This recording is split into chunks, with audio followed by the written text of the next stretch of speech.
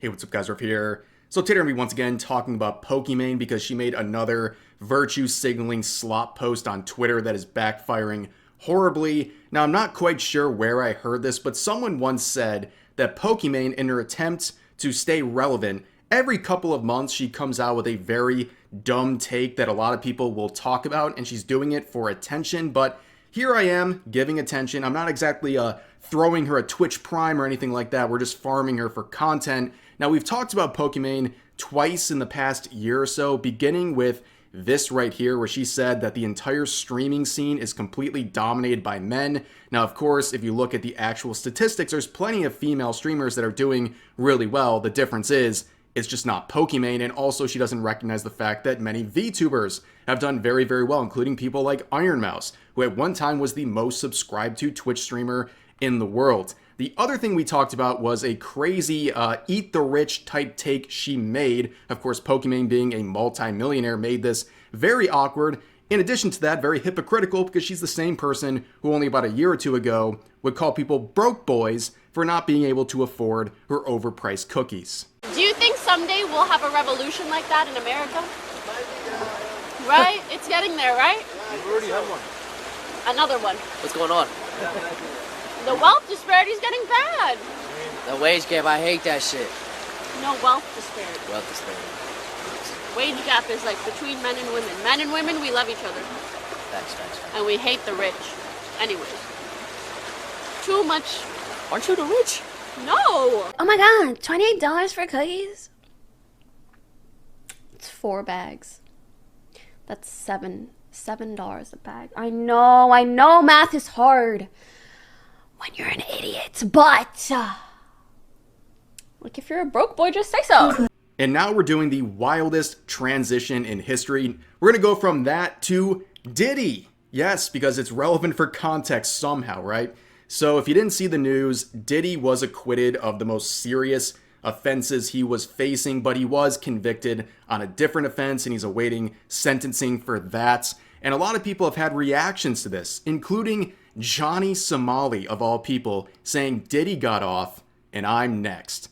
Unfortunately for Johnny Somali, he can't afford the very high-priced lawyers that are responsible for getting Diddy off on those charges. On top of that, Johnny, I wouldn't compare yourself to Diddy. I don't think that's a comparison any person should be making. But anyways, there was some celebrations going on outside of the courthouse in the most shameful display I think I've ever seen in my life. I can't even play the video because it gets too inappropriate for YouTube, but basically there was a crowd of people throwing a party outside of the courthouse where people were pouring baby oil on each other and twerking and taking their clothes off and stuff. And at one point, the girl in the blue here, she twerked so hard her weave literally fell off. It's an embarrassing sight. And if it sounds familiar, it's because you watched the Boondocks. Because in the first season of the Boondocks, there was an episode where R. Kelly was on trial and he got off and people were throwing a big party inside and outside of the courthouse. Like, basically, parody has become reality. Now we reach Pokimane, who with this statement I believe is referencing the results of the Diddy trial, where she says, "Believe victims." Stunning and brave post. Now, we've seen this mentality before. It's really the foundation of the Me Too movement, which caused all kinds of harm. It got innocent people locked up, got their lives ruined. It also hurt real victims because people started to become even more suspects of people making allegations because there were so many false ones being made. You can see how this sort of idea of believe all victims, at its foundation, if you're being charitable, is something trying to do something good, right? But in practice, it can backfire really badly if you take it to the extreme.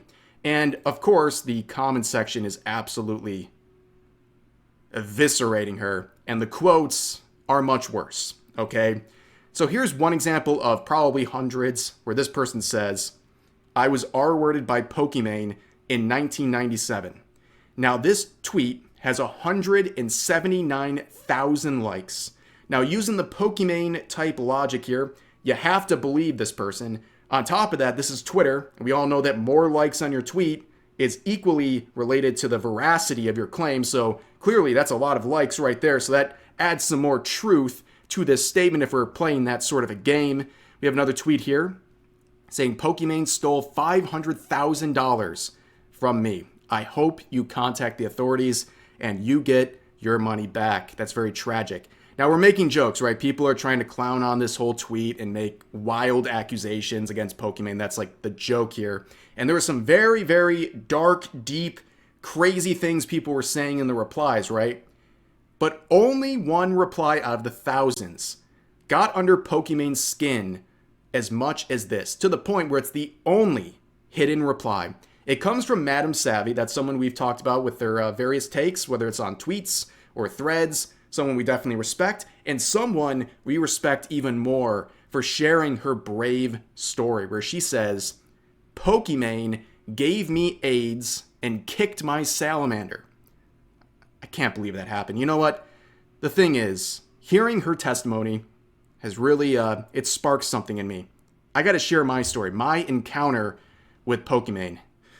Here it goes. So, it was a cold Chicago night on January 29th, 2019. I had just finished having a delicious sandwich at my local Subway.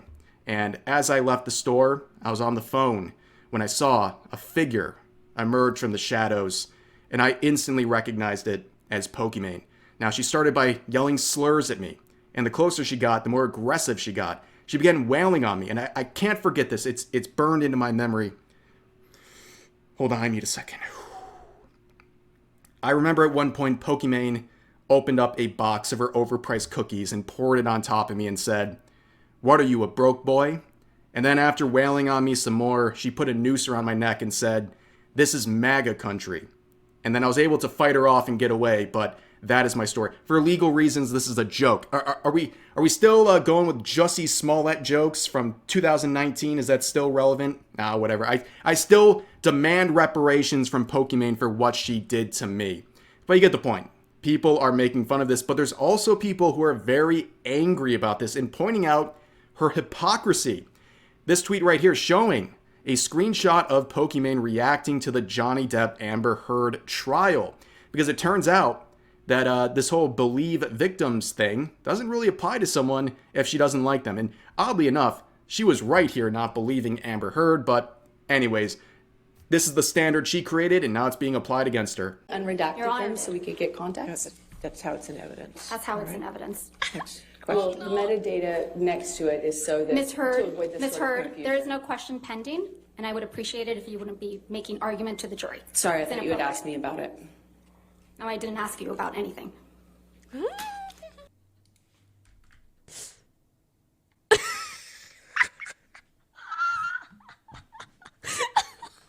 Amber Heard's lawyer, what is this? Nice argument, Senator. Why don't you back it up with a source? My source is that I made it the fuck up. Okay, when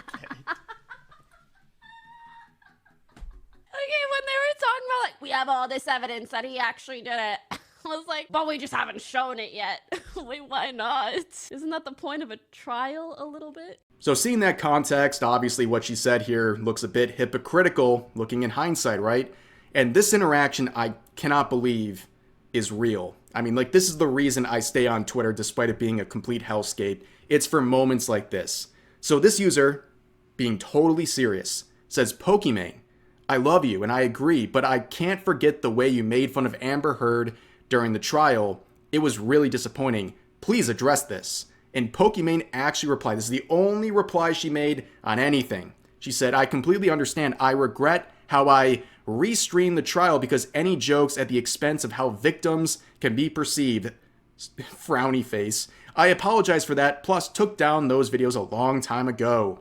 And then that person says, thank you for replying, but please apologize directly to Amber Heard because your platform did in fact add to the smear campaign that was set up against her. I've watched your videos and looked up to you ever since I was 11 because you were a woman still standing in a male-dominated community making way for other girls who want to stream. I really don't want you to get more attention from the misogynistic incel audience. I want you to use your platform to speak up for what's right for women and survivors. Oof. Is this what it looks like to get cannibalized by your own audience that you've been pandering to for all of these years?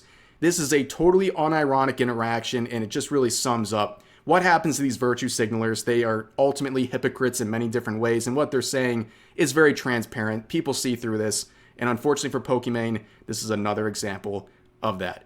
But for now, that's going to do it for this video. As always, feel free to share your thoughts about today's topics in the comment section down below. Hope you guys enjoyed the video, and I'll see you next time.